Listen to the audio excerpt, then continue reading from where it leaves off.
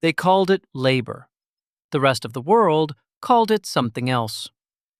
For nearly 250 years, millions of people were bought, sold, and worked to death on American soil. And the nation that declared all men equal looked the other way. Long before the first light touched the horizon, enslaved people were already moving through the fields. Their lives were not their own. Every hour, every breath, every drop of sweat belonged to someone else. This is the story of how that system was built, how it was lived, and how it was finally torn apart. The origins of American slavery stretch back to the late 1400s, when European powers began forcibly removing people from the African continent and shipping them across the Atlantic. Over a span of more than 300 years, from 1525 to 1866, an estimated 12.5 million Africans were torn from their homes and loaded onto ships. Of those, roughly 10,700,000 survived the crossing. The rest perished somewhere in the middle of the ocean, their names unrecorded, their deaths unmourned by those who had caused them. The year 1619 marks a turning point in North American history. A ship arrived at Point Comfort, Virginia, carrying approximately 20 enslaved Africans.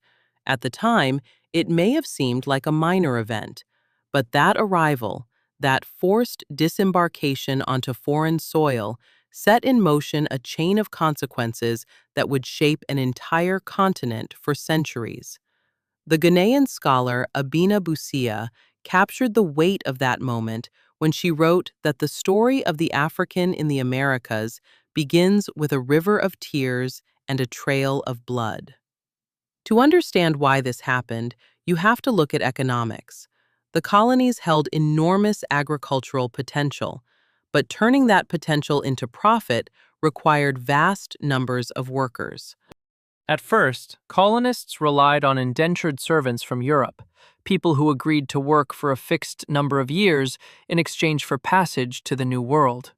But that system could not keep pace with the growing appetite for labor, so plantation owners turned to the enslavement of Africans, viewing them not as human beings, but as property, as commodities to be purchased, sold, and worked until they could no longer be of use.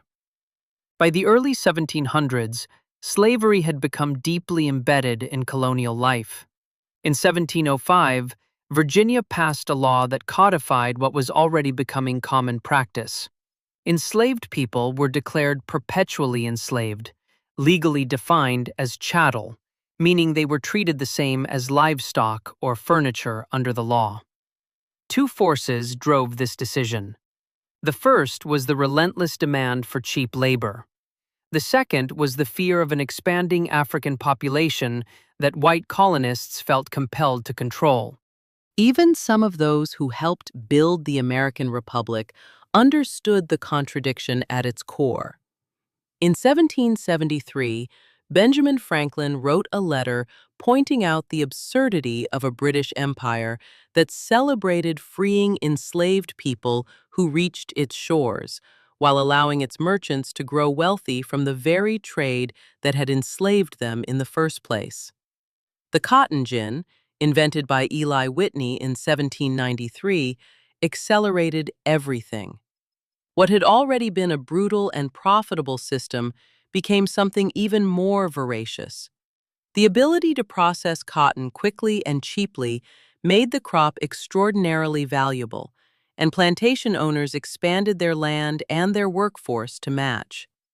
In South Carolina alone, the enslaved population surged as mills in the northern states and across the Atlantic in Britain consumed all the raw cotton they could get. By the early 1800s, the lives of millions of African Americans were bound completely to the production of this single crop. By the time the 1860 census was taken, nearly 4 million people were enslaved in the United States. The vast majority worked on plantations, concentrated along the fertile coastal regions and the banks of the Mississippi River. Their labor built the wealth of a nation that had declared all men to be created equal. The daily reality of life on those plantations was one of relentless suffering. Before dawn, the enslaved were already at work. Their days stretched from first light to last light, with little rest in between. The cabins where they lived were cramped and poorly built, often with dirt floors and roofs that let in the rain. At Magnolia Plantation in South Carolina, some of these structures housed as many as 10 people in a space no larger than a modern bathroom. Privacy was impossible. Frederick Douglass, in his autobiography, described enslaved people being forced to live in cramped and unsanitary conditions, their dignity stripped away as a matter of course. Food was scarce and of poor quality. A typical weekly ration might consist of cornmeal, pork fat, and molasses. Solomon Northup, in his memoir, described the allowance as a peck of corn and 3 or 4 pounds of pork with a little salt. This diet provided barely enough energy to survive, let alone to sustain the kind of physical labor expected of cotton pickers. Diseases like cholera and pneumonia moved through the slave quarters with devastating regularity, and malnutrition made people more vulnerable to every illness that came their way. Cotton pickers were expected to harvest 200 pounds of cotton each day. Their hands bled from the work. Those who fell short faced punishment, often delivered by overseers who wielded their authority without restraint. Douglass described what he witnessed with unflinching detail, writing that the louder a person screamed, the harder the whipping continued, and where the blood ran fastest, there the whip was applied the longest. Children were not protected from any of this. Children as young as 3 years old were put to work carrying water, tending animals, or watching over infants even younger than themselves. Moses Roper, who escaped slavery, described seeing an overseer beat his mother while she was in labor. The cruelty was not incidental to the system, it was built into it. Medical care was essentially non-existent. When enslaved people fell ill, they were frequently left without treatment. The physician, J. Marion Sims, whose reputation has since been reassessed, performed surgical experiments on enslaved women without anesthesia, using their bodies as test subjects without anything resembling their consent. The average life expectancy for an enslaved person in 1850 was just 21 and 4/10 years. The psychological damage was just as severe. Families were separated without warning or recourse. Children were sold away from their parents. Husbands and wives were parted. Henry Bibb, a man who had once been enslaved, described his condition plainly. He was a prisoner for life, able to possess nothing that did not ultimately belong to his enslaver.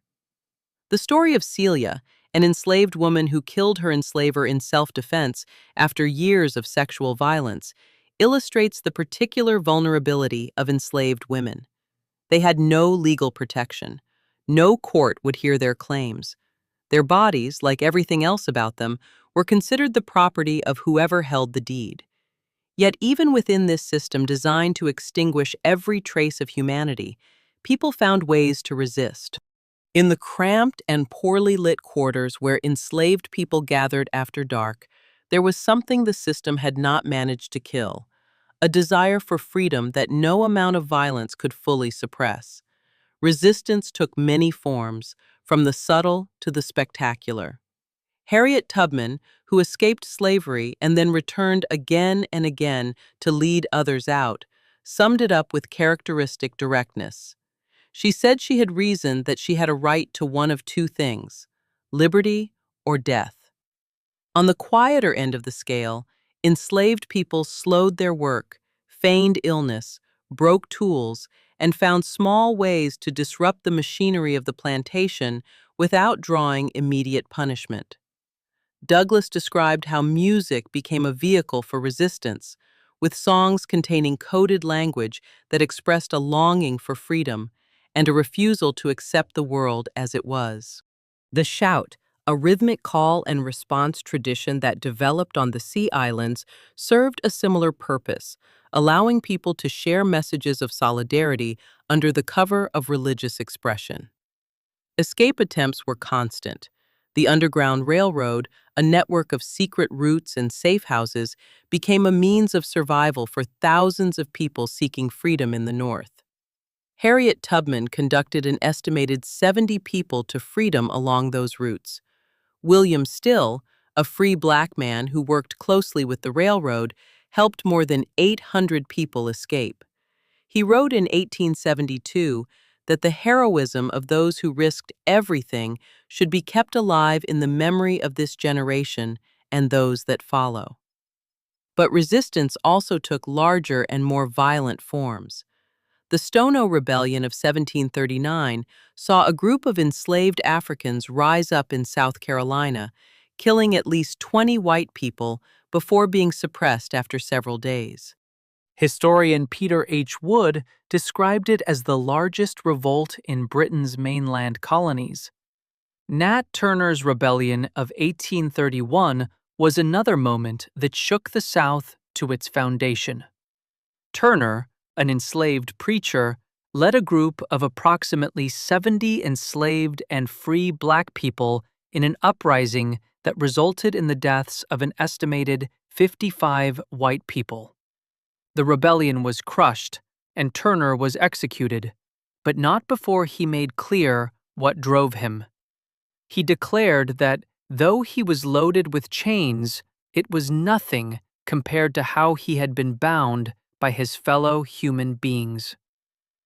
The German Coast Uprising of 1811 was the largest slave revolt in United States history.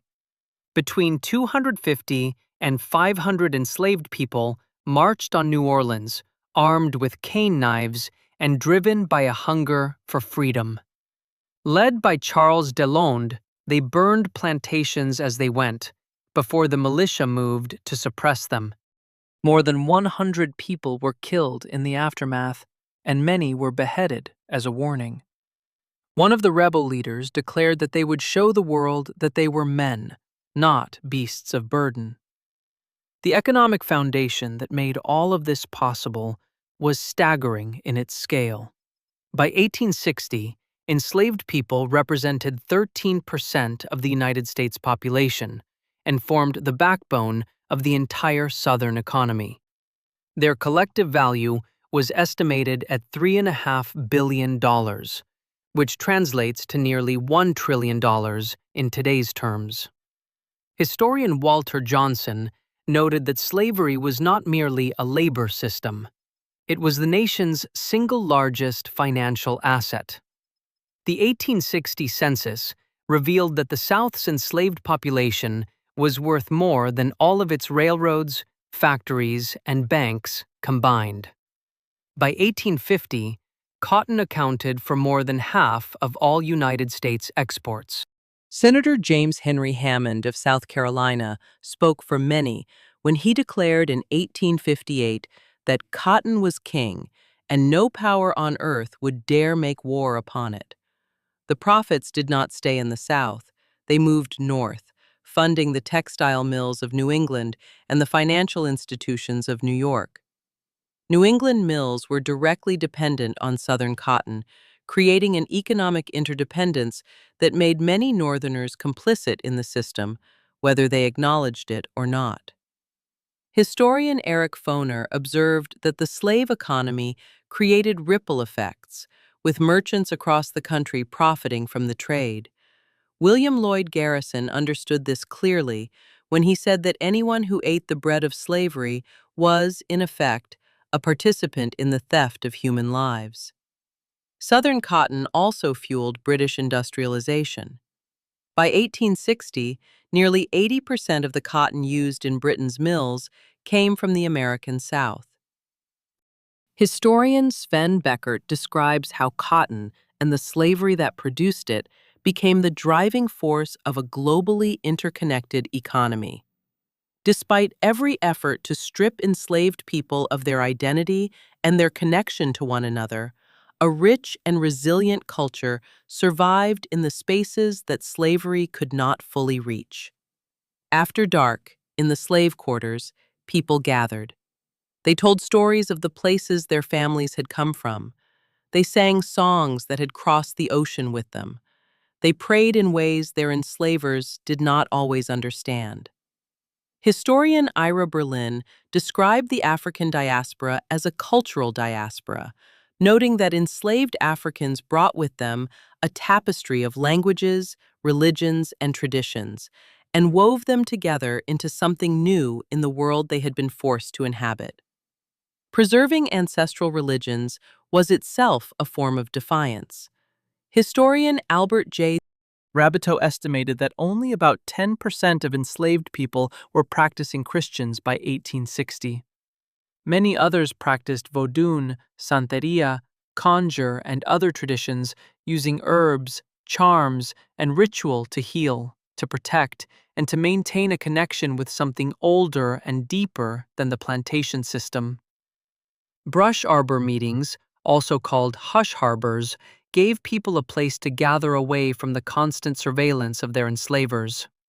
Music carried this same weight.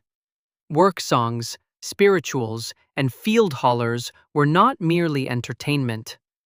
Scholars like Lawrence Levine noted that spirituals were full of double meanings, with songs like Steal Away to Jesus, containing hidden messages about escape and freedom alongside their more visible religious content.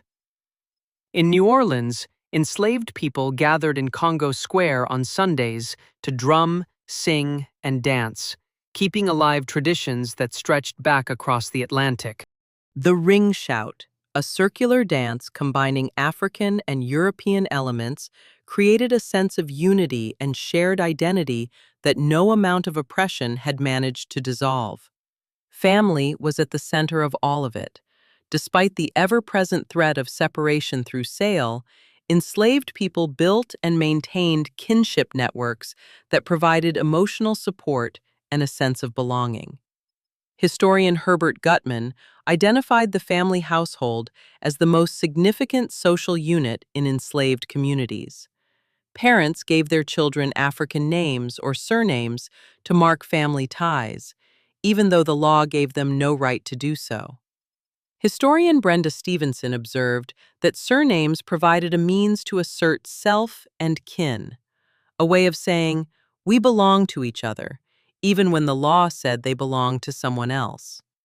Sojourner Truth, born Isabella Baumfree, chose her name deliberately when she became free, making it a declaration of who she was and what she stood for. The act of naming oneself was itself a form of liberation. Frederick Douglass wrote that the slave system was utterly hateful to him, that he hated everything that reminded him of his condition. The culture that enslaved people built and sustained was their answer to that hatred. It was proof that they had not been erased. The movement to end slavery had deep roots. In 1775, Anthony Benezet, a French-born Quaker, founded the first abolitionist society in the United States. He had written in 1762 that enslaved people were fellow human beings with the same right to liberty as anyone else. The Quakers had long opposed slavery on moral grounds, and their opposition laid the groundwork for what would become a broader and more forceful movement. By the 19th century, that movement had gained significant momentum. In 1831, William Lloyd Garrison launched his newspaper, The Liberator, and declared with characteristic bluntness that he would not equivocate, that he would not excuse, that he would be heard. His call for immediate abolition, without compromise and without delay, defined the most uncompromising wing of the movement. Frederick Douglass became its most powerful voice. After escaping slavery in 1838, he traveled widely, speaking to audiences who had never seen the system he described from the inside. His accounts of what he had witnessed and endured were not abstractions. They were specific, vivid, and impossible to dismiss. He described being awakened by the screams of a family member being beaten, giving those who heard him a glimpse of a reality that geography and privilege had kept hidden from them. Sojourner Truth brought a different but equally powerful perspective. A former slave who became an advocate for both racial equality and women's rights, she challenged the complacency of audiences across the country. In her 1851 speech, she pointed to herself and asked whether she was not a woman, despite everything she had endured and survived. Her words cut through the social pieties of the era with an effectiveness that no theoretical argument could match. Harriet Tubman acted. She escaped slavery and then chose, repeatedly, to go back. She led an estimated 70 people to freedom along the routes of the Underground Railroad, operating under constant threat of capture and death. The Fugitive Slave Act of 1850 inflamed the conflict further. By requiring Northerners to assist in the capture and return of escapees, the law made it impossible for people in the North to remain uninvolved. Many who had previously been indifferent were now directly implicated. Harriet Beecher Stowe's novel, published in 1852, channeled that outrage into a form that reached millions of readers, humanizing enslaved people for audiences who had never had to think about them before. The 1850s brought escalation after escalation. The Kansas-Nebraska Act of 1854 reignited the debate over whether slavery would expand into new territories. The violence that followed in Kansas made the stakes visible to everyone. The Republican Party rose in this environment, united by opposition to slavery's expansion. Their slogan in 1856, "Free soil, free speech, free labor, free men," captured the mood of a growing portion of the Northern electorate. Abraham Lincoln's election in November of 1860 was the breaking point. Lincoln had made clear that he opposed the spread of slavery, and that was enough. Southern states began leaving the Union before he was even inaugurated. The Civil War that followed would kill more than 600,000 people. Lincoln's Emancipation Proclamation, issued on January 1, 1863, declared enslaved people in the Confederate States to be free. It was not a complete or immediate solution, but it reframed the war in terms that could not be walked back. The conflict was no longer only about whether the Union would survive. It was now explicitly about whether slavery would. In his second inaugural address, Lincoln surveyed the destruction the war had brought and expressed a single hope: that the scourge would speedily pass away, and that the nation might begin to bind its wounds and move forward. He knew the cost had been enormous. He knew, too, that what had been done to millions of people over more than 2 centuries could not be undone simply by the signing of a document. The legacy of that history runs through everything that came after it, and it runs through the present as well. The system that was built in 1619 and dismantled, legally if not entirely in practice, after 1865, shaped the country in ways that are still being reckoned with. The people who lived through it, who resisted it, who died under it, and who fought to end it, deserve to be remembered with the full weight of what they endured and what they accomplished.